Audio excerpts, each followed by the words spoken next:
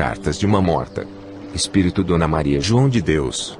Psicografia de Chico Xavier. 1935.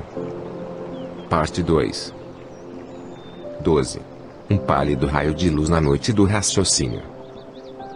Toda a existência terrena está calcada nos instrumentos que servem para as manifestações espirituais e, infelizmente, a vossa excessiva dedicação a esses aparelhos viciou o nosso mundo emotivo, circunscrevendo as suas possibilidades ao ambiente terrestre, onde apenas possuis pálida réstia de luz na noite de um fraco raciocínio. Não soubestes, contudo, dentro da pequenez educacional, que vos foi parcamente ministrada, descerrar o velário angusto que encobre o santuário infinito da vida, acomodando-vos entre as acanhadas concepções, que vos foram impingidas pelas ideias religiosas e que amesquinham a grandeza do Criador do Universo, na fase do orbe que vindes de abandonar. Criar um local fantástico de gozo beatífico ou de sofrimento eterno e inelutável, centralizar a vida em um globo de sombra, somente obra da ignorância desconhecedora da onipotência e sabedoria divinas. É que a vida não palpita, apenas, no mundo distante, onde abandonastes as vossas derradeiras ilusões, em toda parte, ela pulula triunfante, e o veículo das suas manifestações é o que se diversifica na multiplicidade dos seus planos. Os mundos são a continuidade dos outros mundos e os céus se sucedem ininterruptamente através dos espaços ilimitados. 13. Na pátria comum de todas as almas. Faz-se mister que despais da vossa mente a roupagem dos enganos materiais, permitindo que a espiritualidade interior vibre livremente em toda a intensidade da sua divina potência. Tendes o intelecto atulhado de lembranças nocivas, as quais precisais alijar para o reencontro da felicidade. Não vos demoreis em fazê-lo. O corpo de vossas impressões persiste, desastrosamente, impelindo-vos a vertiginosas quedas sobre os pauís, de onde regressastes, repletos de saudade e de amargurada tristeza. Considerai o verdadeiro panorama da vida universal, sistema de mundos venturosos, enchem o universo de harmonias excelsas. Entre as distâncias infindas do éter, descobrem-se terras de encantamentos e divinas grandezas. Sobre as vossas cabeças elevem-se os cânticos das vias lácteas siderais e, sob os vossos pés, ouvem-se os hinos dos sóis resplandecentes. Ponderai sobre essa imensidade sem princípio e sem fim e reconhecei que o espaço é a pátria comum de todas as almas. Terminadas as lutas majestosas, que os seres levam efeito pelo seu aprimoramento anímico, aqui se reúnem para a elaboração de novos projetos grandiosos em novos surtos de perfeição e de progresso. Nas existências planetárias, como a que acabais de deixar, as almas lutam e sofrem os grandes padecimentos remissores. Às vezes conhecem de perto a taça das amarguras, mergulhando no oceano das lágrimas, que salvam e regeneram. Aí nessas arenas augustas do aprendizado e da redenção, cauterizam-se feridas cancerosas, curam-se úlceras malignas, aprimoram-se sentimentos desviados da sua pureza, crescem os empreendimentos felizes, e conhece-se o grande ensinamento da felicidade, oriunda da solidariedade salvadora. 14. Os venturosos. Venturosos são os que se conduzem através de todas as barreiras e percalços, com o estandarte luminoso da fé, distribuindo os inesgotáveis bens da sua piedade e do seu amor.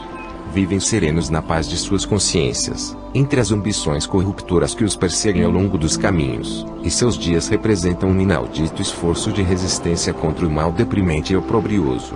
Padecem continuadamente, e tombando nas batalhas morais, sangrando de dor, mas envolvidos no halo bendito da esperança e da crença, despertam jubilosos para a existência verdadeira, onde o egoísmo é uma palavra desconhecida e a confraternização universal é a mais legítima das realidades. Retemperam as suas forças, trabalhadas pela intensa luta da vida, nos arquipélagos dourados de paz e de repouso no infinito dos espaços e assim se preparam para outras refregas, para outras iniciativas, na interminável e abençoada atividade espiritual, a fim de que se dilatem as suas potências em todos os domínios da sabedoria e do amor. Irmãos bem-amados, alimentemos o anelo da vida perfeita.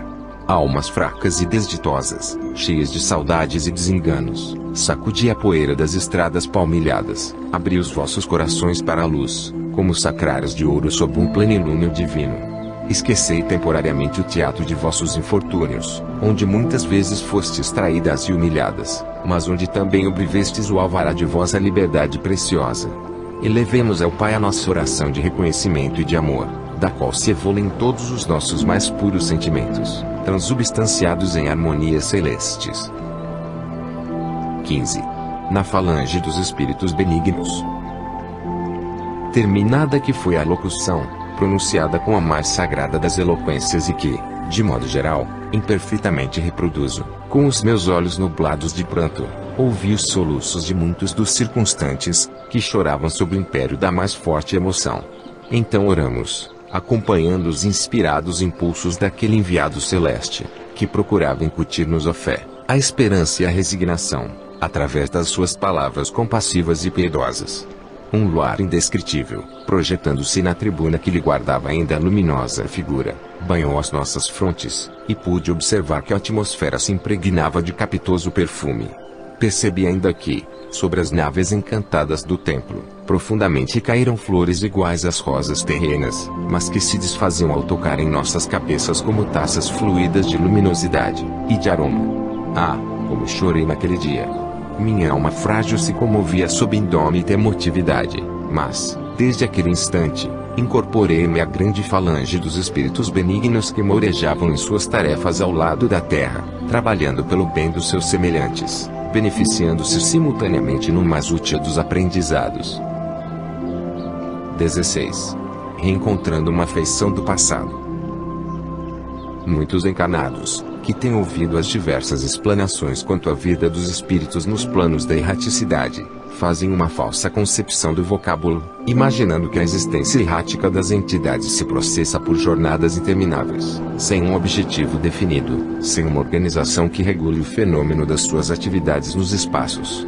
Essa maneira de encarar a questão não é verdadeira, pois, a vida no além, decorre em um ambiente que, pelas suas características fluídicas, escapa à vossa compreensão, já que, dentro do vosso meio de matéria muito condensada, vos faltam as leis da analogia para que possais estabelecer uma comparação.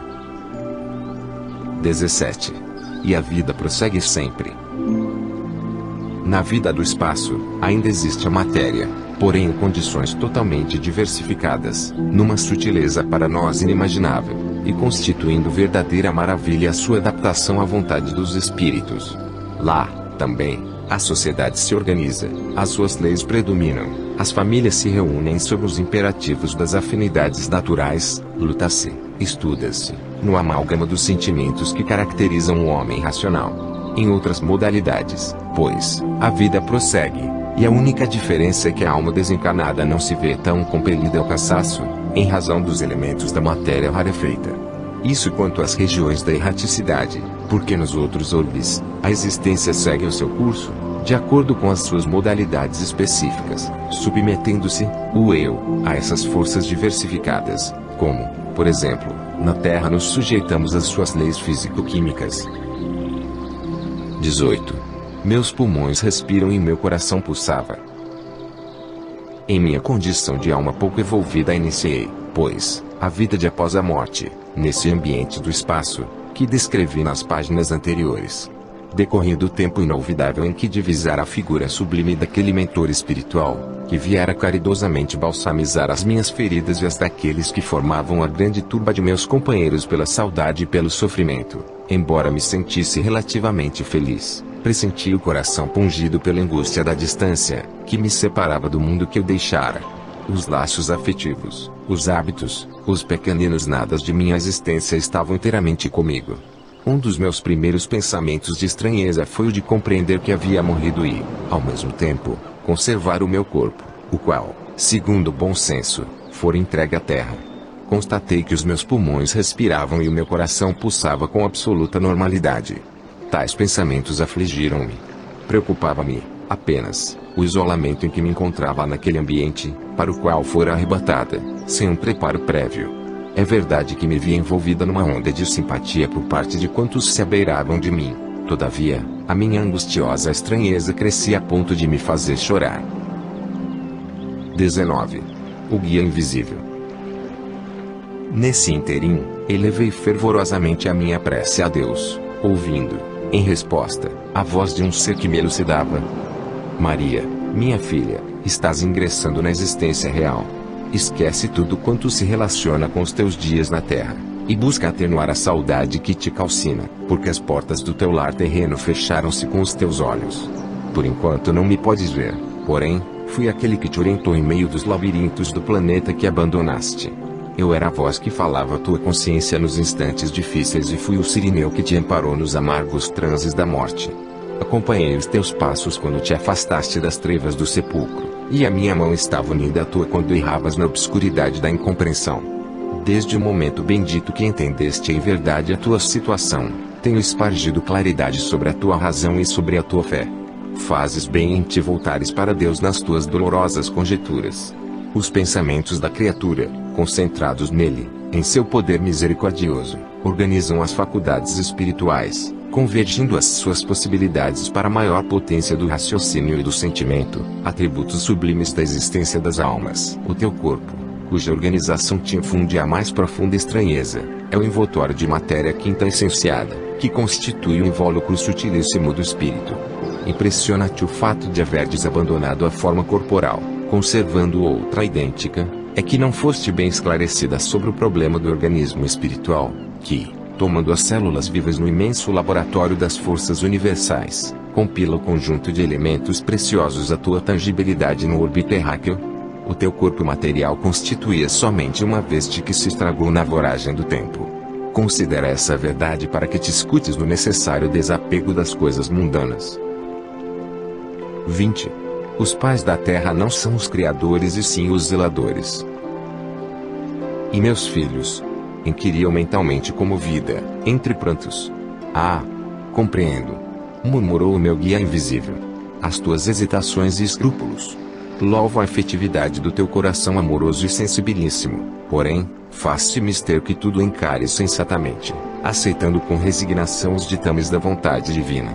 Aqueles a quem emprestaste o potencial das tuas energias orgânicas e que representavam, como teus filhos, o grande tesouro de amor do teu coração, são, como somos, as criaturas do Pai de infinita misericórdia.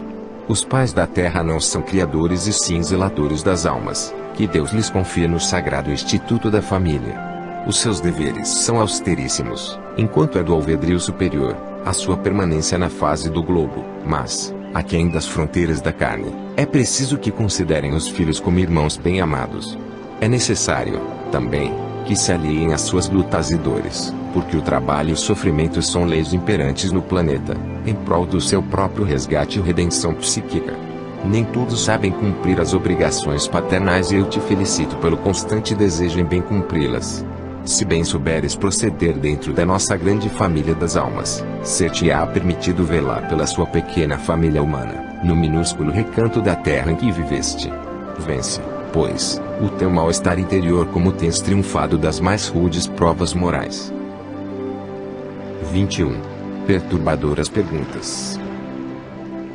Escutei elevada aquela voz dulcíssima, que me embalava com as suas tonalidades maviosas e enxuguei as lágrimas, sentindo-me mais disposta a afrontar a minha nova situação. Ao meu lado inúmeras almas se conservavam silenciosas, abatidas, e outras retiravam-se em companhia de espíritos fraternos. Acudiram-me, então, ao cérebro, esvaído pelo acúmulo de emoções, as mais perturbadoras perguntas. Eu estaria ali sozinha, em relação aos seres amigos que me haviam precedido no além? Não poderia reconhecer uma das antigas afeições da terra. Antes do meu regresso às paragens siderais, não havia voltado a elas quem fora minha idolatrada mãe.